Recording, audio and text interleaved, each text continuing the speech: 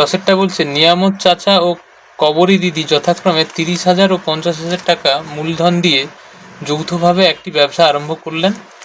6 মাস পর নিয়ামত চাচা আরও 40,000 টাকা লগ্নি করলেন, কিন্তু করবী দিদি ব্যক্তিগত প্রয়োজনে 10,000 টাকা তুলে নিলেন। মানে একজন টাকা ঢালছে আর একজন টাকা তুলে নিচ্ছে। বছরের শেষে যদি 19,000 টাকা 19,000 টাকা লাভ হয়ে থাকে তাহলে কে কত টাকা পাবে। আচ্ছা, এখানেও তাহলে ওই 1 মাসের হিসেবে যেটা আমাদের করতে হয় সেটা করব। এখানে তো টাইমটা সবার জন্য সেম নয় আগের অঙ্কের মতো, তো এই জন্য এখানে কিন্তু আমাদের শুধু মূলধনের অনুপাত নিলে হবে না, মূলধনটা টাইমের সঙ্গে রিলেট করে করতে হবে। আচ্ছা, তাহলে শুরু করা যাক। তাহলে নিয়ামত চাচা ও করবী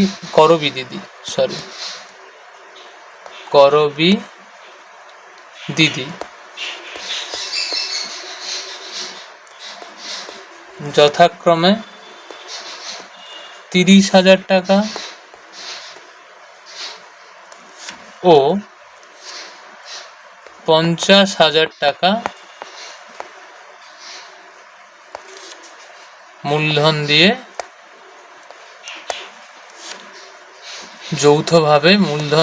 যৌথভাবে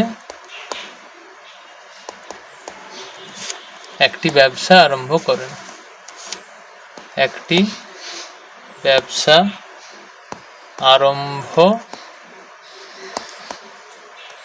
করলেন।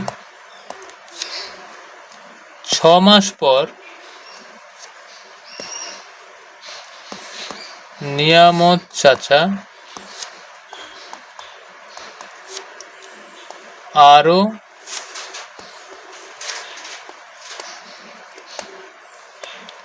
40,000 লগ্নি করলেন।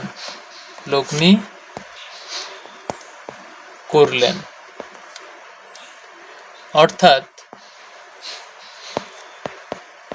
নিয়ামত চাচার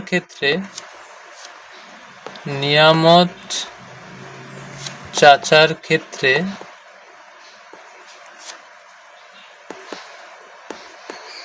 প্রথম 6 মাস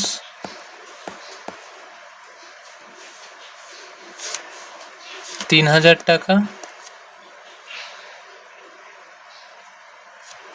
প্রথম 6 মাস 30,000 টাকা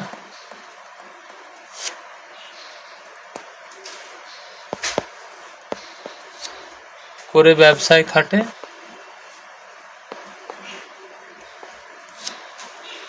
এবং বাকি তাহলে আর 6 মাস পড়ে আছে 1 বছর হতে, বাকি 6 মাস 30,000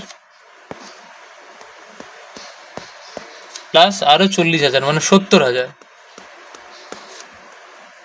টাকা সমান 70,000 টাকা করে ব্যবসায় খাটে,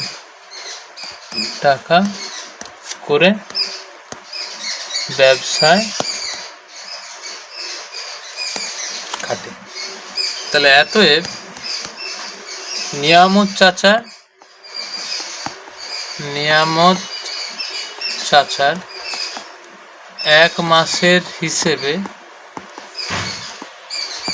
মোট মূলধন, সেটাকে কত লিখতে পারি?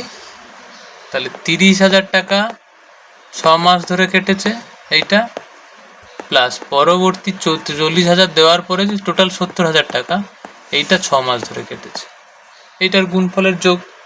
তাহলে দেখো এটা হচ্ছে, তাহলে আমাদের যোগ করলে এটা তাহলে 6 3 18 আর কটা শূন্য, 4টে শূন্য, 1 2 3 4 মানে 1,80,000 প্লাস 742, তাহলে 4টা শূন্য, তাহলে 4,20,000 টাকা। তাহলে মোট কত হচ্ছে? 6 লাখ টাকা।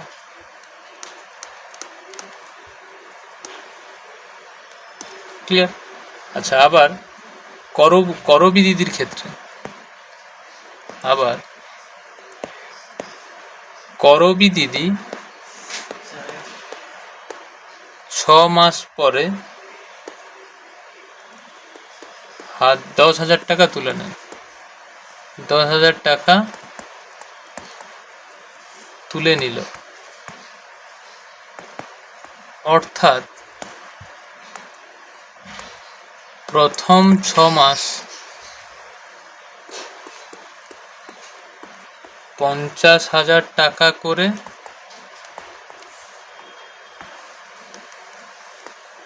ব্যবসায় খাটে, বাকি 6 মাস 50,000 মাইনাস 10,000 টাকা সমান 40,000 টাকা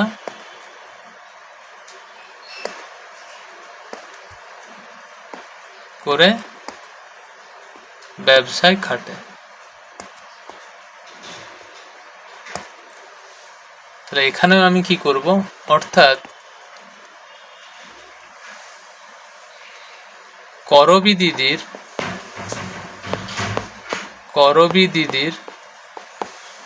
1 মাসের হিসেবে মূলধন সমান কত হবে? 50,000 ইন্টু 6 প্লাস 40,000 ইন্টু 6 টাকা সমান 5 6 30, 1 2 3 4, তাহলে 3 লাখ টাকা প্লাস 6 4 24, 1 2 3 4, তাহলে 2,40,000 আর 3 লাখ, তাহলে 5,40,000, 5,40,000 টাকা। তাহলে এতএব তাদের মূলধনের অনুপাতটা কিন্তু এতক্ষণে পেলাম। তাদের মূলধনের অনুপাত এটা কত? 6 লাখ ইস্টু 5,40,000। তাহলে দেখো এটা হচ্ছে, তাহলে 60:54 করতে পারি। তাহলে 6 দিয়ে কাটলে 6 10 60, 6 9 54। তাহলে বছরের শেষে লাভ হয় কত টাকা? 19,000 টাকা। তাহলে নিয়ামত চাচার লভ্যাংশ কত হবে? এতএব নিয়ামত চাচার লভ্যাংশ কত হবে? 19,000 টাকার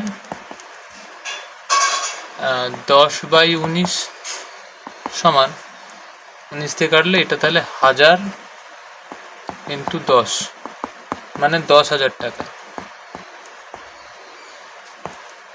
আর করবী দিদির লভ্যাংশ কত হবে? 19,000 ইন্টু 9/10, তাহলে এটা তো বুঝতেই পারছো 1000 ইন্টু 9 মানে 9,000 টাকা। তাহলে এটাই আমাদের উত্তর। তাহলে উত্তর যদি লিখতে চাই, তাহলে এতএব নিয়ামত চাচার লাভ 10,000 টাকা এবং করবী দিদির লাভ 9,000 টাকা। ক্লিয়ার? দেখো 11 অঙ্কটা কি বলছে, বছরের শুরুতে শ্রীকান্ত ও সৈফুদ্দিন 24,000, 2,40,000 ও 3 লাখ টাকা নিয়ে একটি মিনি বাস ক্রয় করে চালাতে থাকেন। 4 মাস পর তাদের বন্ধু পিটার 81,000 টাকা নিয়ে তাদের সঙ্গে যোগ দিলে শ্রীকান্ত ও সৈফুদ্দিন তাদের মূলধনের অনুপাতে সেই টাকা তুলে নেন।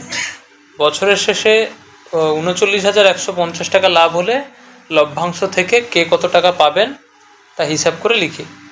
আচ্ছা, তাহলে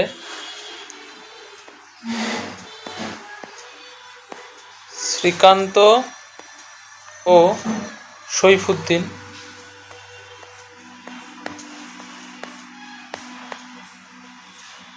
মূলধনের অনুপাতে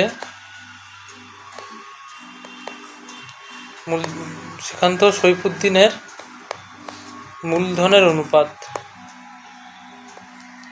কত না 2,40,000 ইস্টু 3 লাখ। তাহলে এটা কত হবে 24:30 অর্থাৎ 4:5। কি বলছে 4 মাস পরে তাদের বন্ধু পিটার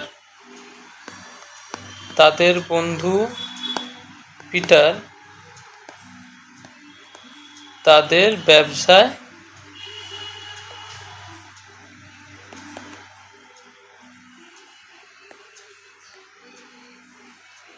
81,000 টাকা নিয়ে যোগদান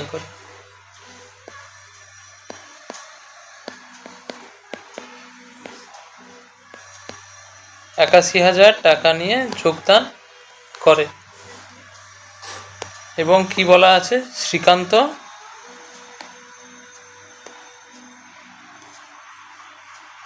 শ্রীকান্ত সৈফুদ্দিন যোগদান করে এবং শ্রীকান্ত ও সৈফুদ্দিন মূলধনের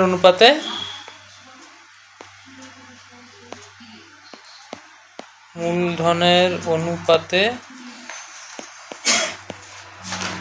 সেই টাকা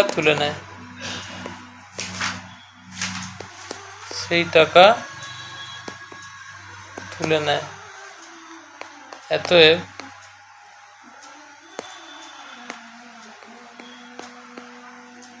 81,000 টাকা থেকে শ্রীকান্ত পায়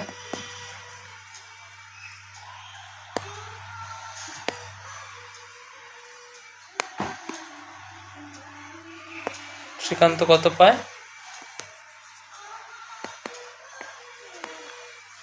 81,000 ইন্টু 4/4 + 5 অর্থাৎ 81,000 ইন্টু 4/9। তাহলে 9 9 81, 3টা 0, তাহলে 9 4 36, 3টা 0 মানে 36,000 টাকা। এবং 81,000 টাকা থেকে সৈফুদ্দিন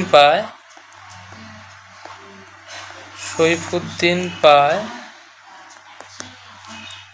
কত টাকা হবে 81,000 ইন্টু 5/9 অর্থাৎ 9 9 1 9 5 45, 4 মানে 45,000 টাকা। এবারে কি করব আমরা শ্রীকান্তের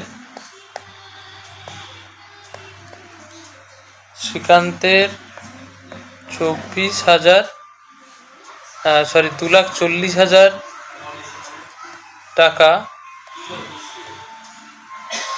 ব্যবসায় 4 মাসের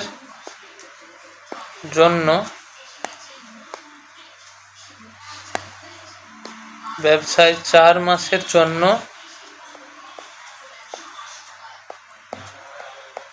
নিয়োজিত ছিল।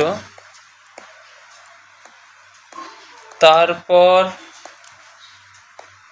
শ্রীকান্ত 36,000 টাকা তুলে নেওয়ার কারণে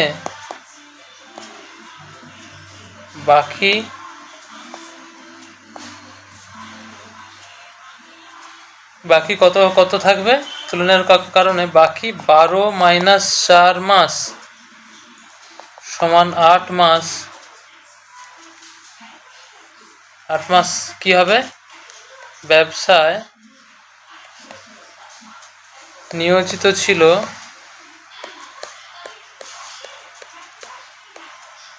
কত? 36,000 টাকা তুলে নিয়েছে 2,40,000 থেকে, তাহলে 2,40,000 থেকে 36,000 বাদ দেব, এত টাকা। অর্থাৎ এটা কত টাকার সমান?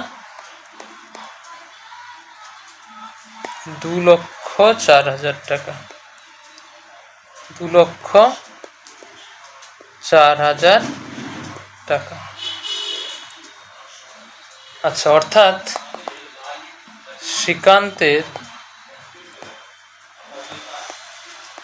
1 মাসের হিসেবে মূলধন, 1 মাসের হিসেবে মূলধন কত হবে?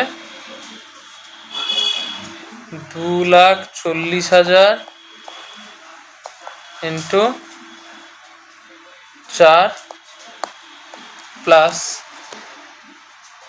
2,04,000 ইন্টু 8,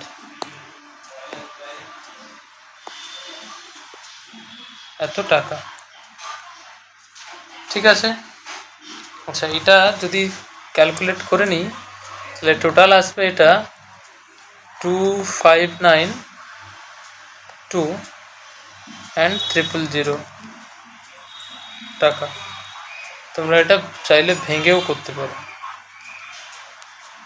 আচ্ছা, দেন এবারে সইফুদ্দিনের ক্ষেত্রে বের করব। সইফুদ্দিনের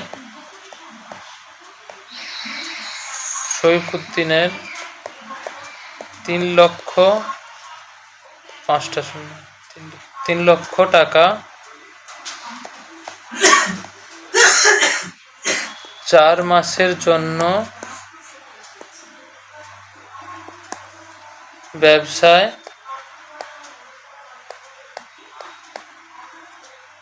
নিয়োজিত ছিল।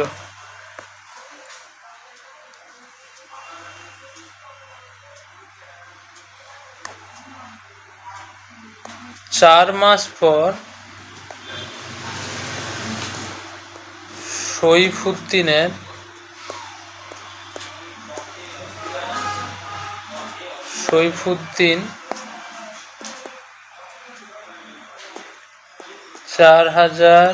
45,000 টাকা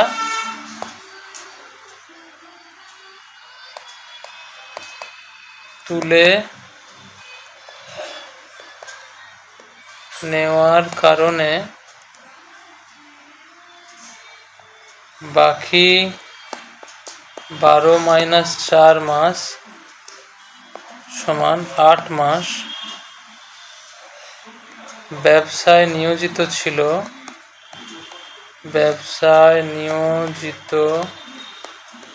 ছিল। 3 লাখ মাইনাস 45,000 টাকা সমান 255,000 এত টাকা। আচ্ছা, এবারে আমরা এর ক্ষেত্রে বের করব, অর্থাৎ সইফুদ্দিনের এখন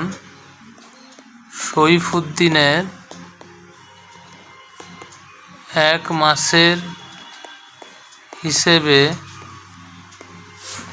মূলধন কত হবে? 3 লাখ ইন্টু 4 প্লাস 2,55,000 ইন্টু 8 টাকা সমান, এটা সিম্পলিফাই করলে কত হবে? 324 1 2 3 4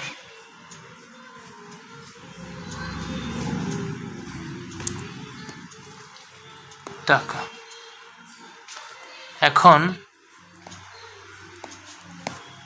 পিটারের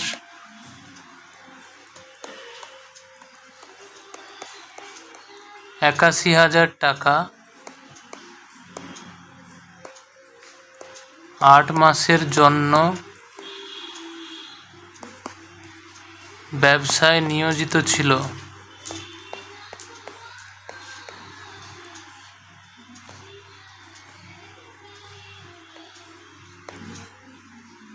যেহেতু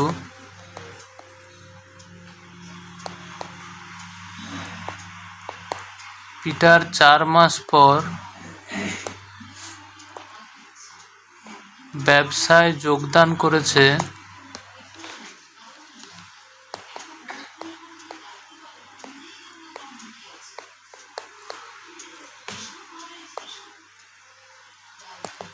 অতএব পিটারের 1 মাসের হিসেবে মূলধন সমান 81,000 ইন্টু 8 টাকা। 8 একে 8, 8 8টা 64, 3টা 0 টাকা। অতএব শ্রীকান্ত, সৈফুদ্দিন ও পিটারের মূলধনের অনুপাত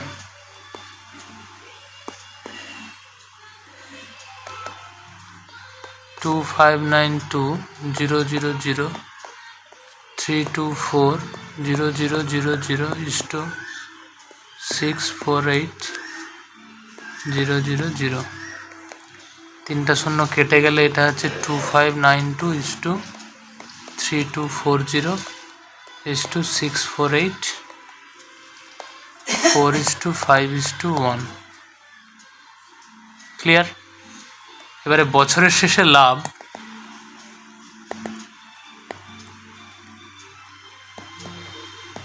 বছরের শেষে লাভ কত বলা আছে? 39,150 টাকা। তাহলে লভ্যাংশ থেকে শ্রীকান্ত পাবে